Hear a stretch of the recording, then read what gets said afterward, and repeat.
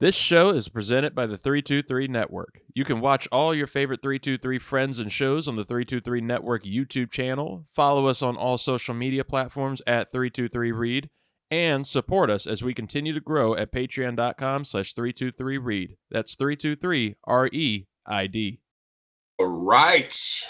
Hey, we are live with the Breaking Balls podcast test episode here. My name is Luis, aka Epic Chief Burrito, with Mr. Reid at 323 Read. How you doing today, Reid? I'm doing good. This is interesting flow. We haven't had like a good, intro, a good, breeze in like that since any of the draft shows, and I got kind of fuck with the cat.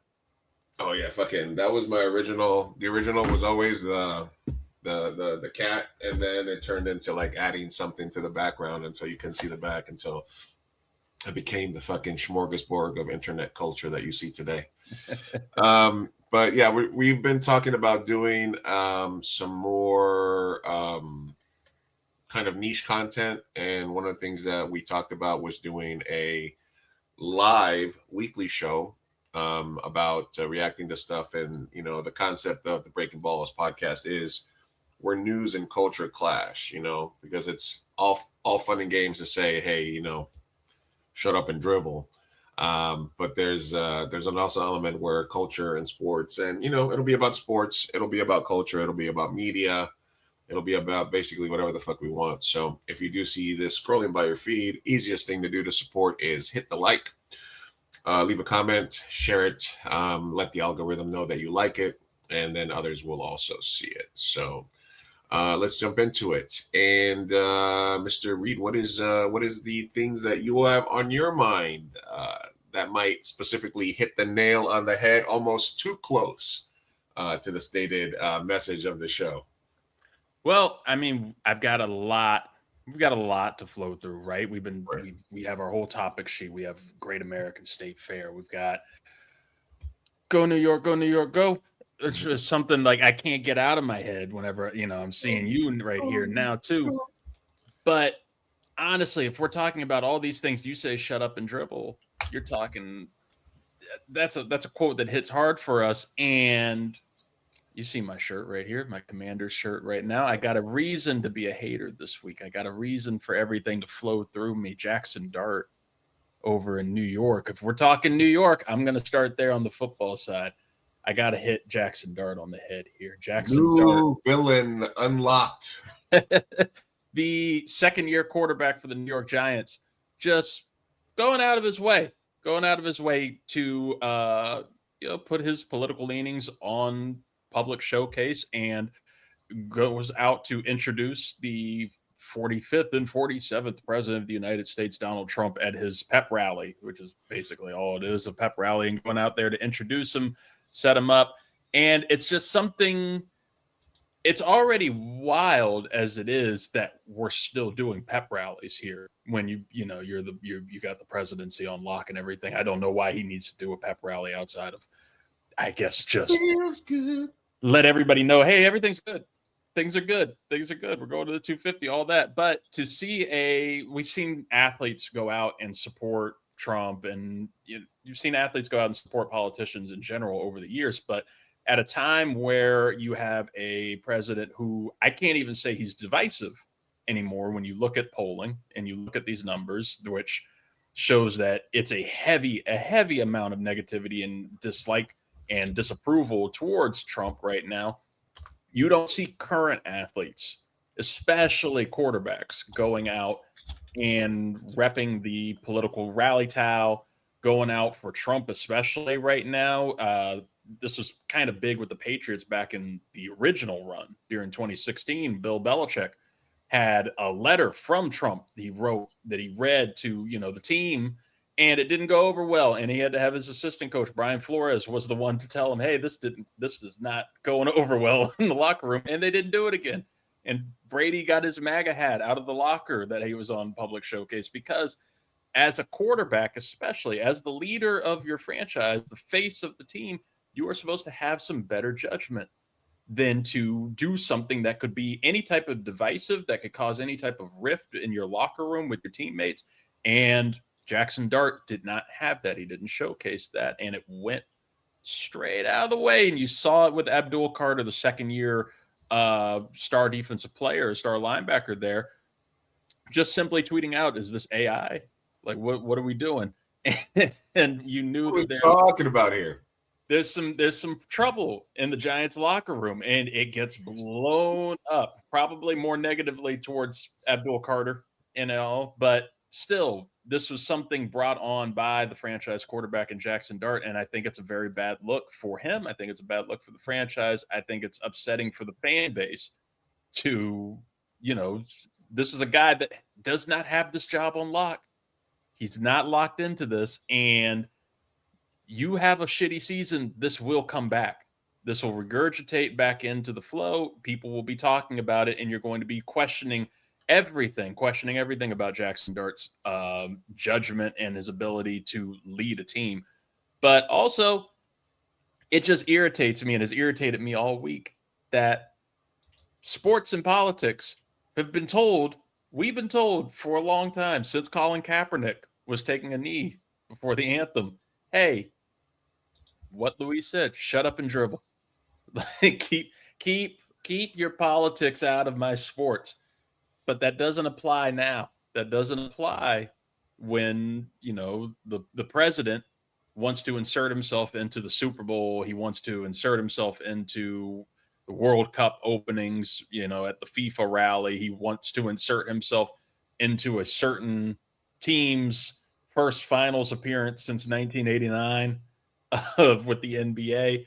So all of it is just, it's kind of irritated me. I don't know how you saw the Jaxson Dart situation this week. I don't know how it went over for you, but I thought about you immediately when I saw it, because I was like, we've been trying not to talk politics. We've been trying to stay out of the realm at least on the 323 network for a minute, and just stick to sports, just stick to the entertainment, because things have been very apocalyptic. But these motherfuckers make it so hard. Yeah. Make it so hard not to.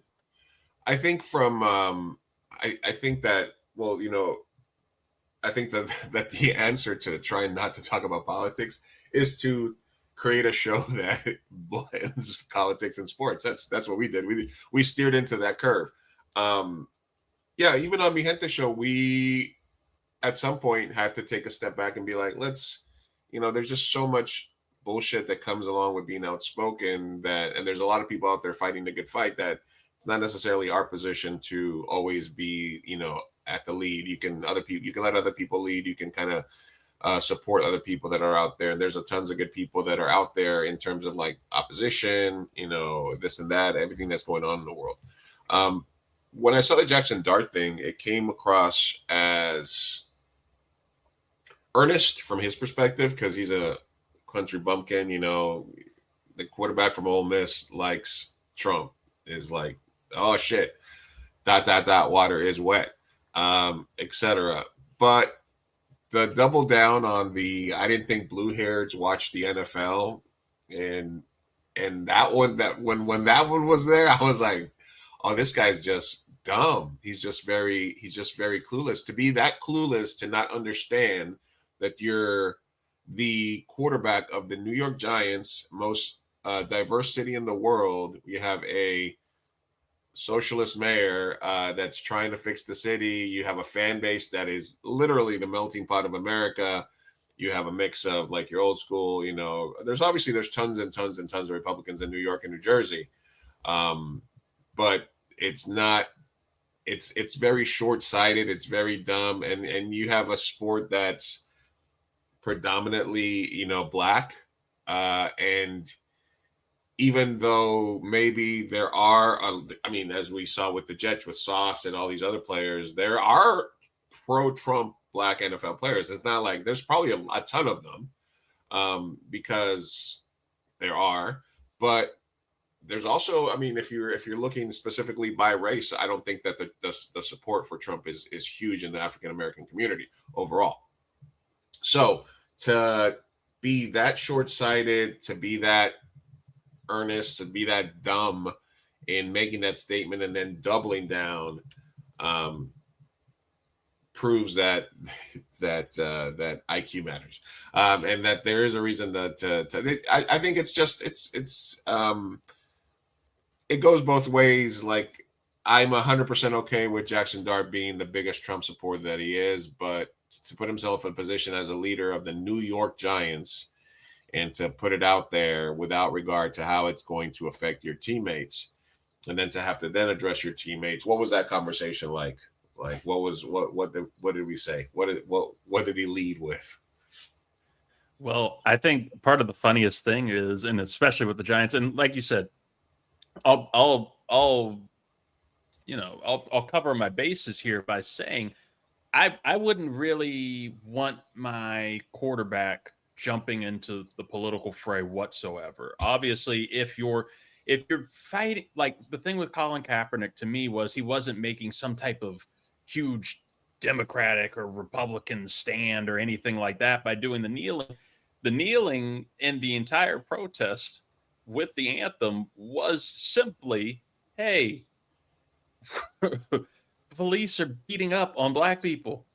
There's an insane amount of police brutality happening in this moment, an insane amount of inequality happening in this moment. I just want to make a stand, use my platform to say, hey, let's be better. That's all it was down to the fray, and it became a political thing. I don't expect to see any quarterback jump into a Kamala Harris rally or a Gavin Newsom rally if that winds up happening, whatever, on any type of, even Mamdani, all this stuff. It's just the fact that you're inviting this into your locker room, that you're not only inviting it into your locker room, you're putting your teammates like Abdul Carter into an awful position, because I'm not sure, I've seen it in the comments already, some awful shit said to him, about his faith, his Muslim faith and everything. And it's just been, it's a shitty situation that you start as the franchise guy in the face, and you continue to do stuff like that in the NFL. The NFL has made it very clear, hey, we will live past you. You throw, like, give me 18 interceptions this season. Look around, buddy. There's going to be somebody coming around next year. Kirk Cousins, something will erase you from the status quo. Jameis Winston, of all people. You got him back there. He'll take right back over. This is the kind of stuff. It's just bad decision making. But I like what you said, what they say behind closed doors, because the Giants, there was a report out from Ian Rappaport about how the Giants had a meeting with the team. Jaxson Dart had to address the team. And they all decided as an organization that any of these types of private discussions and private matters are going to stay behind closed doors now in the Giants facility. That was a report coming back from behind closed doors in the Giants facility. So somebody didn't get the memo at the start in New York. But look, man, I'm a Commanders fan. I want more reasons to hate this team. I was kind of enjoying Giants games last year and watching this, because Jaxson Dart, we say country bumpkin from Ole Miss, but he is also Mormon kid from Utah. Like, that's where a lot of that comes from for him, and that's where you could probably see that support. And, I was kind of enjoying it. I kind of fell into the trap. He had the chain, he had the grill and everything. The usual shit that white people do when they grift off of black culture and then, abandon it the moment that they can to talk about something else. The full Miley Cyrus cycle? The full Miley Cyrus cycle. The Donald Trump cycle in the 90s with his hip-hop affiliations. I was enjoying Jaxson Dart. I was enjoying Cam Scattaboo. I was enjoying the Malik Neighbors a little too much. Now idiocy helps me bring it back down.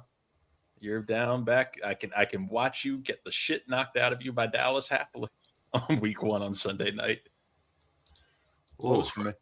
I mean, it does also put a target on your back if you got some woke D lineman, some DEI woke D lineman who only got his job because of DEI rushing off that edge.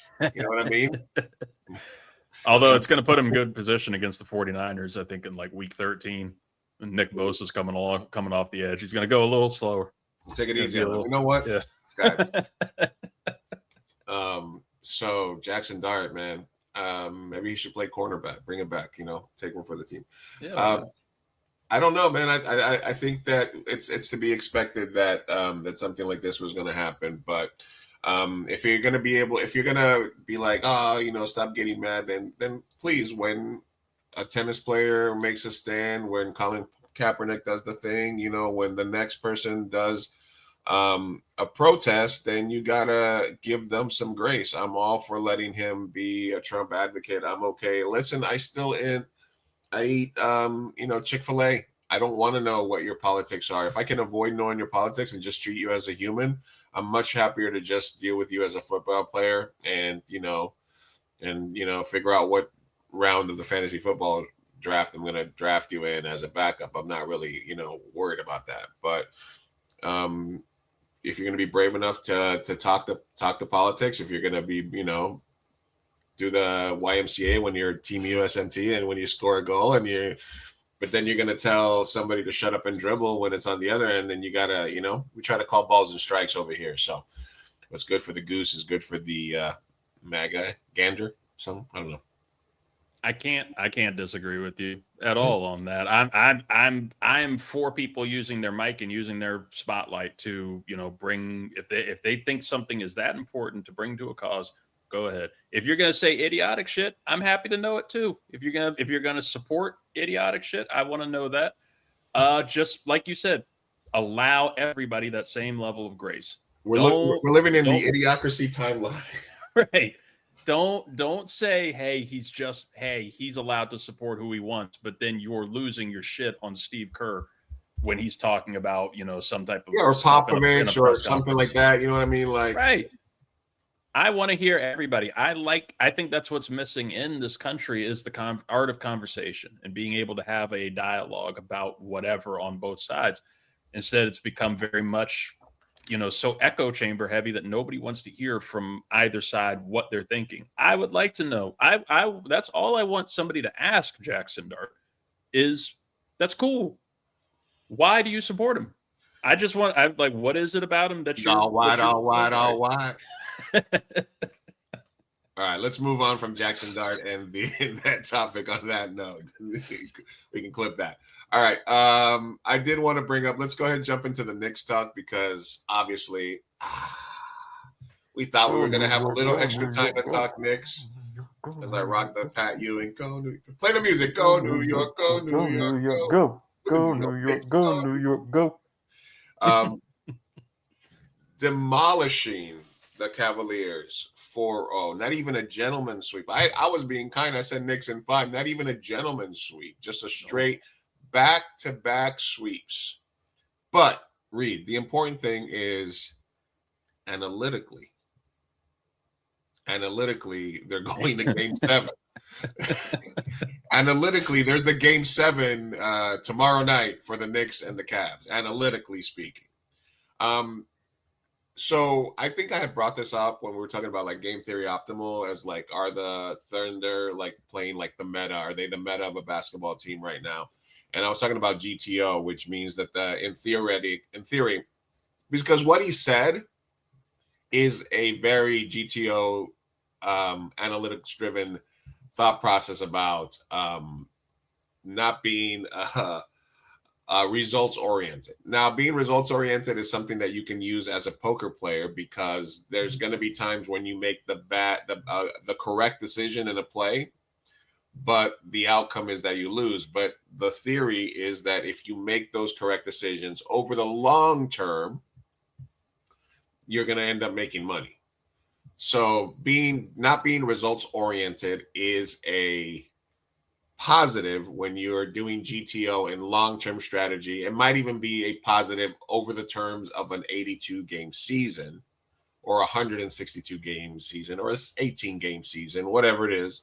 Analytics are driven by time, persistence, the odds over time is what this will give you.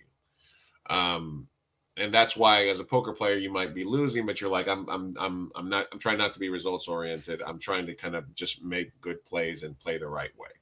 However, when you're in a 7-game series and all that matters is getting to 4 wins, analytics should not fucking matter, and thinking that, if you don't make coaching changes, if you don't call timeout because you don't think in the long term it's good to timeout, whatever the fuck reason is, you think that leaving James Harden to guard Jalen Brunson at the end of game one, whatever reason you think it's not okay to call timeouts when you're down by 22 points, when you're up by 22 and it's slowly leaking away.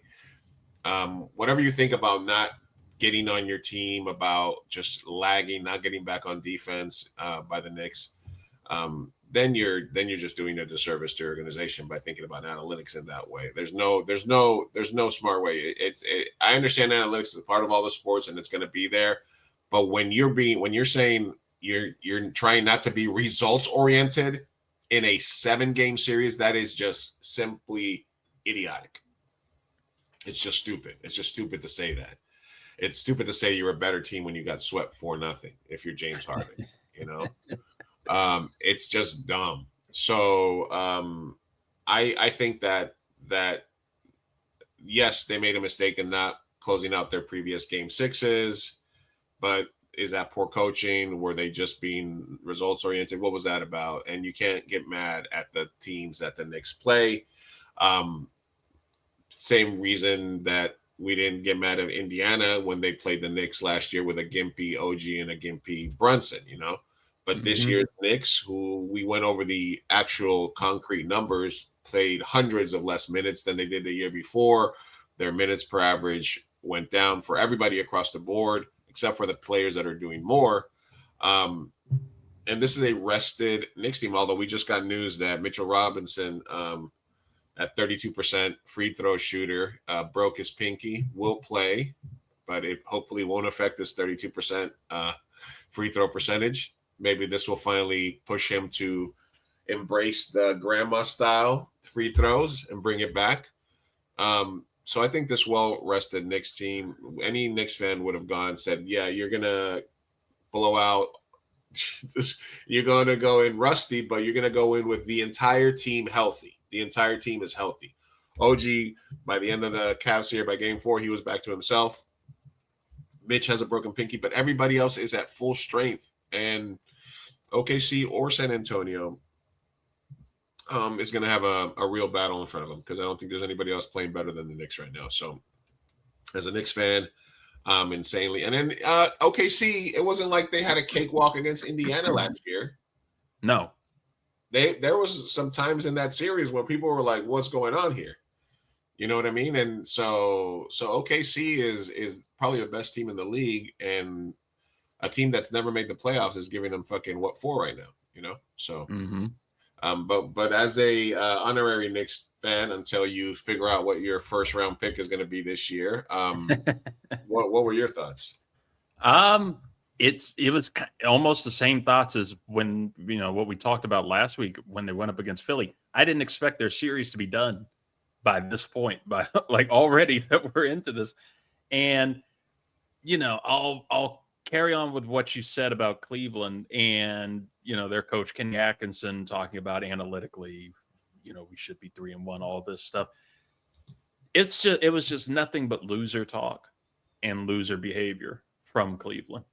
Like you said about Harden, them keeping him in, that's elder abuse at that point, right? Like they're just like you see what's happening here. I don't care what the analytics are saying. I don't care what anything is saying, that you need to. Hello, Thor. He wants in. He says he agrees. He's very hot on this. It's the puppy hour. You can't leave somebody in hoping that something's going to change. That is the when you continue to do something that's not working and it continues to result in the same effects, you are displaying insanity. It's the definition. And you're leaving James Harden in. And here's the best thing about it is they're going to pay him. He's going to get a bag. Like they launched themselves. They can't admit they made a mistake because they traded an asset for him. So right. Now they got to double down. Exactly. So like we're launched, like I launched that toy. We're launched into this series now where, the Knicks, they handled business. They handled everything. I'm concerned for the city of New York. I'm concerned that, we already saw arrests coming from this last thing. Now, are they going to burn the city down if they win the finals? I would say Mamdani can handle it, but he might be the one lighting the match. Like he's just as hardcore into this shit. If the Knicks win a championship, we might as well just have like a purge for like 2 days. It's just gonna just purge it up. Listen, we're gonna just purge it for like 2-3 days, and that might be, the city might need to blow off a little steam. Yeah, it'll be all right. So, not like felonies, not like full purge. No, but like peeing in public, like misdemeanor purge. The shit that happens in Philly, we allow Philly to do it. Yeah, misdemeanor purge is okay. Yeah.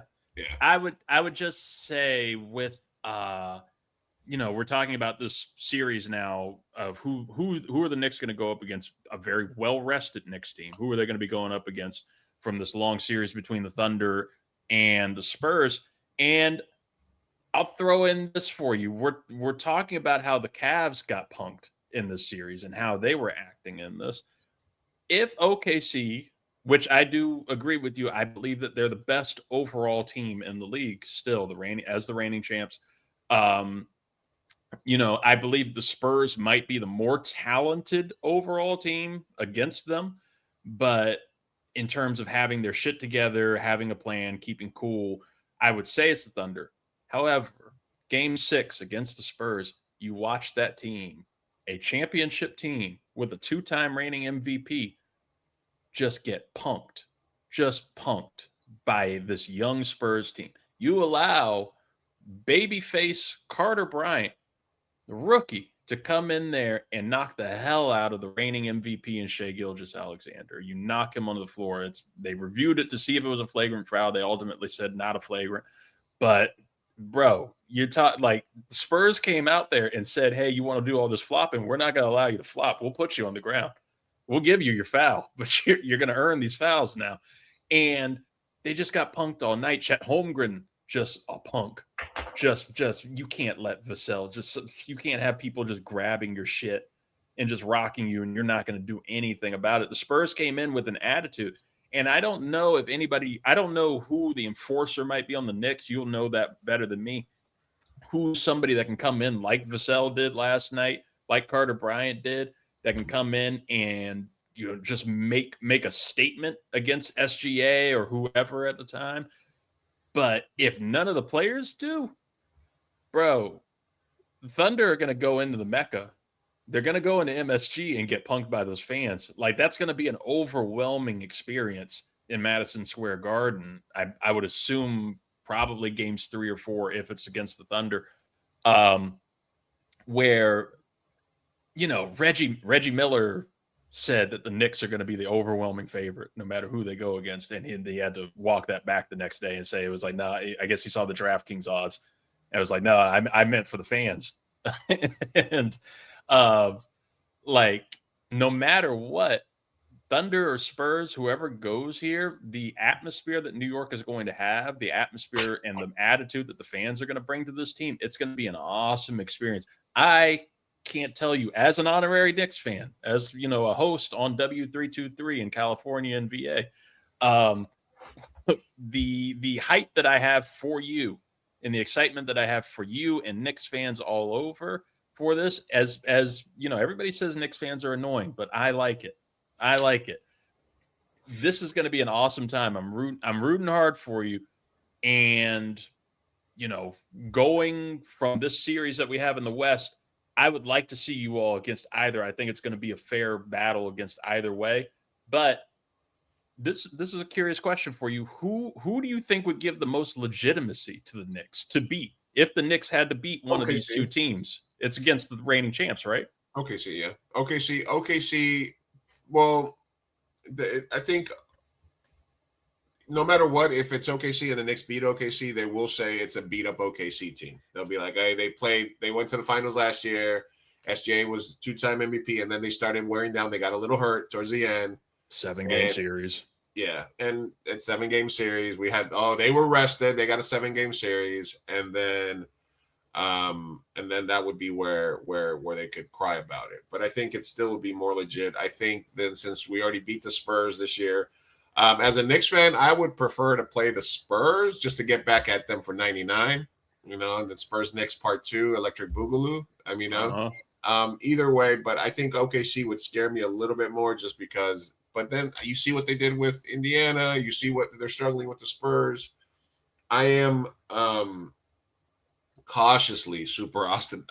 I'm very pumped for this team. This team is probably because my first Knicks team was Xavier McDaniel, Anthony Mason, Pat Ewing, John Starks. That was like my first team, like the early 90s Knicks teams, tough teams, battled against the Bulls, had their shot against fucking against Houston, didn't take it. And then another really favorite team of mine was those late 90s teams, Allen Houston, Spreewell, Camby. That was a really good Maryland zone, Marcus Camby. And then after that, it's just been mellow. Knicks were okay, but that was the whole are we going to get LeBron thing, and then it was like, oh, are we going to get KD thing? And it's always been like hope.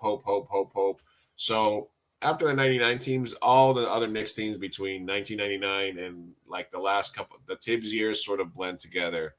The Tibbs teams were great, and they sort of regained something about New York, but he was very clearly just grinding them into the ground and just overplaying his top seven. And that's why Brunson was hurt last year, and Hart was hurt, and OG was hurt. And I got to say, this year's Knicks team has unlocked something, because I didn't watch them during the regular season. And then towards the end of the season, I'm like, guys, I'm going to start watching the Knicks, so they might start losing. And then they were just winning, whether I was watching or not.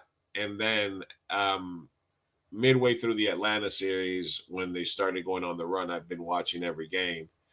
And I'm locked in. And this is my favorite Knicks team in the last 30 years. This is my favorite Knicks team of like basically the entire 2000s for sure. They play with each other. Brunson's the leader, but he doesn't overdo it. They pass. They're not selfish. They just want to make the right play. They're running after. They're getting fucking transition buckets off of makes. They're beating people down the court. You know what I mean? They're hyping each other up. You know what I mean? Like there was times this year when the mix felt off. And I think the Giannis rumors got put to bed quick.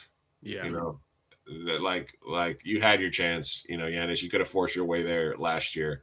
This Knicks team, Cat got unlocked. OG is feeling himself. All this shit. What the fuck is this? Hey, Crypto King. Random people. We're talking sports, Crypto King. Not crypto. So it's my favorite Knicks team last 30 years for sure. And I'm excited. And analytically and physically, we're good both ways. We're good analytically and we're good there. So I'm gonna enjoy smoking on this Atlanta Hawks, Cleveland Cavaliers, and who else did we beat? Oh, the Philadelphia Sixers pack. Mm-hmm. Good on the Sixers. Good on the Sixers. I will ask you, as a Knicks fan, as the Chiefs Knicks fan, shout out Costa Rica. That's pretty impressive. As the Chief Knicks fan here, what does it require the championship here? Because I know you all love Jalen Brunson. If they win the chip, I don't know statistically speaking if this would be the same title, but would Jalen Brunson then be the greatest Knick ever to Knicks fans? Yes.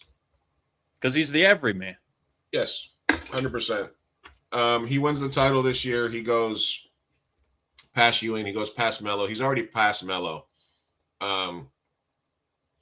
And you know, even to the like Josh Hart being like the John Starks, you know, that whole fucking thing, like it comes back, you know. So I really think that Brunson has a chance to be the best Knick of all time, because championship, you know, Willis Reed, you know, I mean, you know, he's not coming back. Patrick Ewing, it's like these guys to the majority of Knicks fans, even to me, he's going to be my favorite Knick.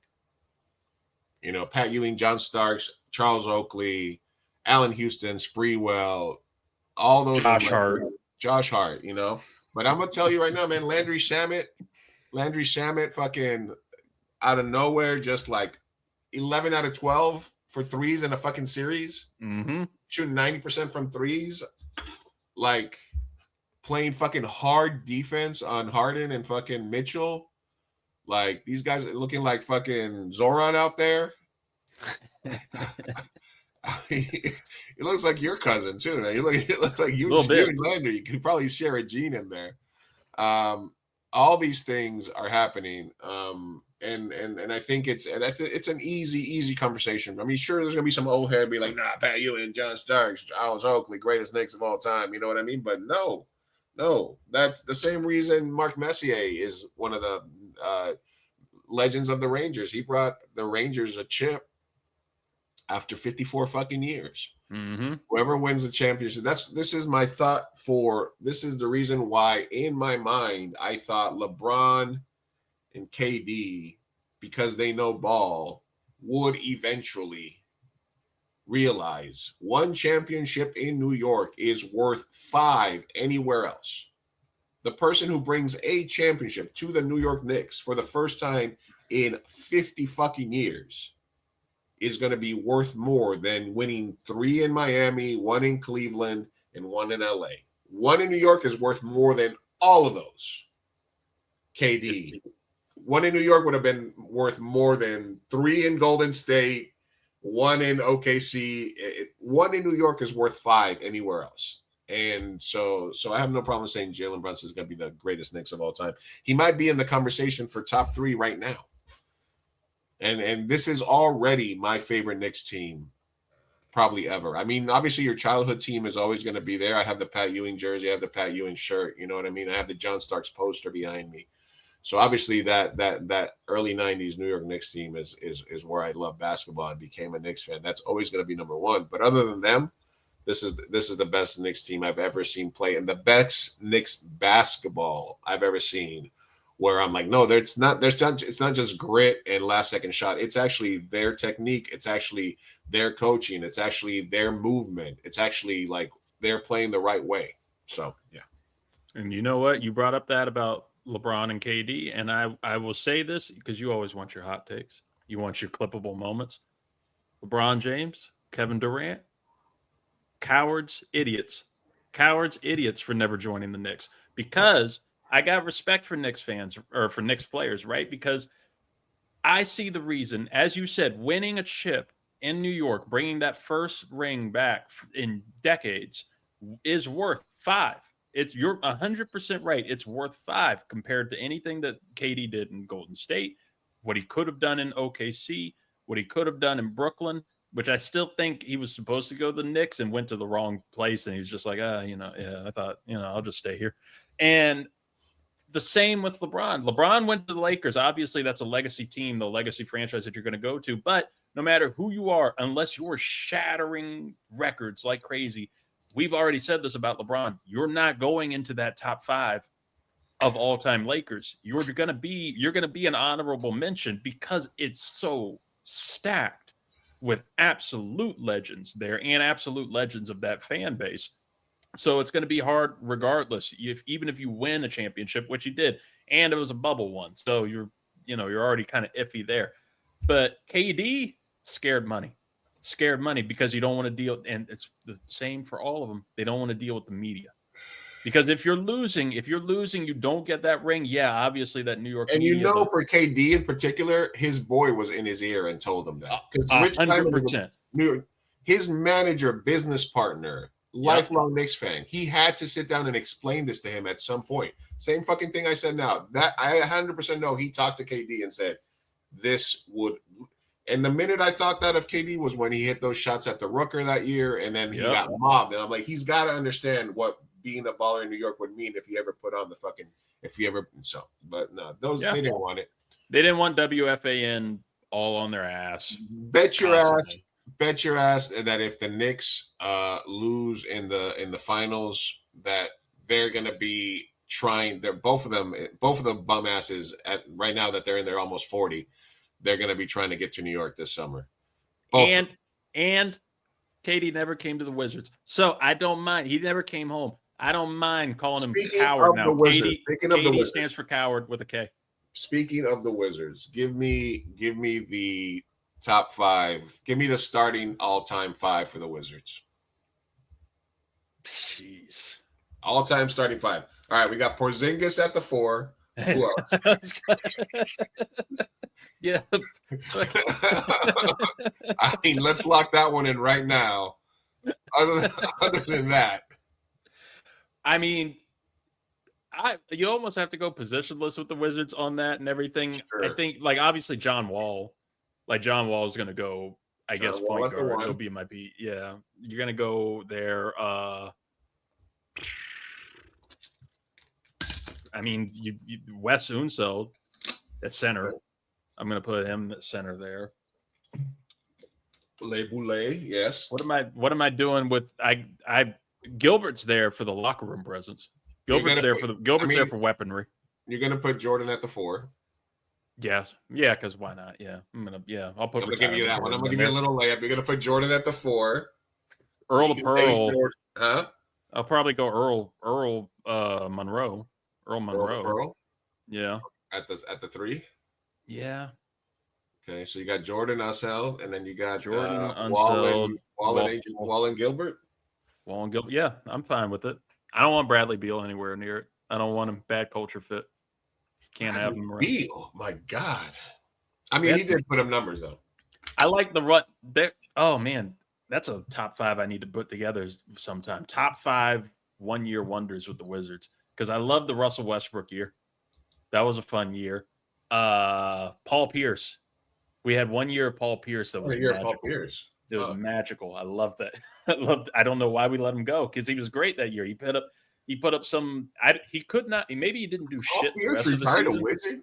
He didn't retire with the Wizards, but it was like he had one solid playoff year with us where we made the wild card. I think against the. Or no, he played 2 years. He played from 2014 to 2015 with us. And yeah, he retired a Clipper. So almost, so just as bad, but just a little bit, a little more glitzy. No, Paul Pierce was with us. I think how's your uncle? One of the players in the locker room, and that kind of like made things, a little weird. Really? Okay. Yeah, he killed. Yeah, so yeah, Paul Pierce is on the bench. Paul Pierce on the bench. You got Paul Pierce on the bench. Westbrook on the bench. Mm-hmm. Beal on the bench for some points. Porzingis. Kyle Kuzma. You got to get him in there. And then for coach, fuck it, we'll take Michael Jordan too. It'll be there for that. Player coach Michael Jordan. Player coach, yeah. Player coach, yeah. Player coach Michael Jordan. All right, there you go. Or player coach Wes Unseld. He's been around the organization. Yeah. Good old Wes. Didn't his son coach? Oh yeah, Junior. I think he was our coach before Keith. Before Keith, it's been a miserable. It's been a miserable few years. Whoever you take at 1 this year will crack that starting lineup someday. You hope. I'm gonna put him on there now. I'm gonna put him on there now. I'm gonna put Cooper Flagg on my all-time Wizards, because I had it so fixated in my mind that we were gonna get the number 1 pick that I still view him as a Wizard. Wemby too. Top 5 all-time almost Wizards. KD. Almost Wizard. KD. Yeah. All right, let's wrap up with there's these kind of go together, because you had mentioned something that I didn't even know was happening, which is the bicentennial or the 250 year anniversary. Hey, America, 250! Congratulations! Lasted longer than a lot of us. It's time to wrap it up. We had a good run there. It's been looking, stumbling at the line a little bit here. Last couple of seasons have been rough. Last couple of seasons have been. We need to do a reboot. Probably need a coaching change, but need a coaching change. But the ownership is a little too loyal. All right, some so reason. the Great American State Fair is happening. I mean, we're already excited that we're excited about the ballroom, right? We're it's happening. You stop fighting the ballroom, dude. We need a ballroom, all right, for security reasons, so we can have cool events like UFC fights. Imagine UFC fight and the ballroom all the time. That's what we've always wanted, is fights where democracy lives. Exactly. And then, you know what would be a cool place for a UFC fight? Just gut the inside of Congress, because it's got that cool top. And then you can just have the seats on the outside, and you can just be like looking down like at a cage fight. Eventually, get rid of Congress and just have cage fighting. That's how we get our rules now. Nothing screams classy Class. like a couple of white guys, a couple of shirtless white guys beating the shit out of each other on the front lawn of your house, on the front lawn of America's house. Yeah, no, and look, they're already doing major things there. I mean, Rose Gardens, who needs that? You pave over that. They paved over the Rose Garden. Get rid of that shit. What the fuck was Kennedy thinking with that? And just more ballroom. Just get rid of just forget that there was an area to have ballroom-like activities. Oh, we need a centered ballroom. Centered. Just like we're getting a St. Louis Arch in DC. And you know what? While we're getting the ballroom together, let's go ahead and build like 8 stories down, like a bunker, like an ultra secure bunker where somebody could stay indefinitely with like medical equipment and like guards and stuff. Because you want the super protected, impenetrable ballroom, and then underneath you put like a hospital, then like a lounge area. That way, if somebody wanted to stay there, let's say forever, you'd have a place where you could go to. You can just kind of go be in your bunker and make it gold. Bunker ballroom combo. Right. That's what you do. Any smart person. Everybody's talking about how important that is. But more importantly than that, there is a state fair happening. There's also a Hunger Games. We're actually getting a real life Hunger Games, which is I am excited about the Hunger Games. I'm kind of excited about the Hunger Games too. Just like we're getting the Purge in a couple of weeks. Sponsored by the ballroom, the almighty ballroom. I'm sorry. Wait, no. The Hunger Games is funding the ballroom. You gotta get the priorities straight. Listen, sorry. Oh man, and I for one am happy to pay my share just so that we can have that, and you know what I mean. So there's a meltdown happening. There's artists that signed on to this 250-year American State Fair, and people are basically saying that they were signing up for a nonpartisan. What does that even mean these days? Party, 16-day patriotic bash on the National Mall. And people started falling apart. Do you know what the original lineup for this Great American State Fair was? No, can you tell me what that was? Oh man, are we missing out with all these dropouts? It is an all-star cast. We had Martina McBride, who was going to perform. She dropped out. Rapper Young MC, he dropped out. CNC Music Factory, Vanilla Ice, Milli Vanilli, Morris the Commodores, Morris Day in the fucking time, Flo Rida, of course, and America's own Bret Michaels, who also just dropped out. I think the only person left standing on this is Flo Rida, which I mean he has to. Is Snoop doing it? I'm shocked he's not. I'm shocked that he's not. Because it's not, he was at the inauguration event. But this is a sign of the times. This is a sign of where things are. We're trying to celebrate this great nation and our great orange president by having a big UFC fight for his big orange birthday. And you're going to not come out here and sing every rose. What is it? Every rose has a thorn or whatever the fuck it is that Bret Michaels continues to make money off of to this day. The audacity of him, the treasonous nature. He should be arrested. He won The Apprentice. He was on the Celebrity Apprentice. You gave him a spotlight, and you're going to go out here and betray Big Orange this way. How could you, Bret Michaels? Now I want to know who else could perform. Who could they get to come to this thing now that, they've deemed it. It was supposed to be a nonpartisan event, Luis. This is supposed to be just to celebrate the great 250, but now this is a political rally. So I don't know who they're going to get besides maybe those people from maybe that dude who was singing about not being able to right off the top, feed his dog. Right off the top, fucking is Kid Rock and Morgan Wallen not available? I think Kid Rock has to be available, right? Morgan Wallen might be. Yeah, he might be. I don't know. He tries to. I'm surprised he hasn't steered into this lane. Maybe he's too big right now. Is Washington, is he not considered God's country? Because he likes to go to SNL to get the clout, but then leave right away and be like, I never wanted to do this. I got back to God's country as soon as I can. Or a man can say the N-word in peace. That's where they need to have the 250. Legalize comedy. The fair should be had where he threw that chair off of a roof. That would probably make him more comfortable. Yeah. Should the Paul brothers be allowed to use blackface? They really want to because of Drewski. Only during the fights. Only during their fights. Oh my God. Tell them they're allowed to use blackface, but only if they're fighting a black opponent in the ring. They can only if they're fighting in Ghana. They can fight if they're fighting somebody black. They can use blackface, and they can do a sketch in the ring. Are we feeling good about the 250 coming up? It's the 250th anniversary of the country, right? But like, it's so marred down in all of this. I don't know how to feel. But also, like, I wasn't going to go to any of this shit anyway.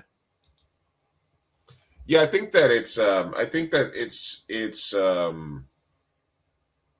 the thing I keep coming to is that there's going to be a point where almost everybody will say they were against this the whole time.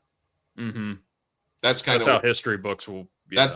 That's where we're going to get to. Because you can't look at because there's stuff that's so blatantly back and forth where people are having to retcon and be against things they were previously for. Like when they tried to say the dude that they mag dumped in the street, and their first response was, well, he brought a gun. And then for a second they're like,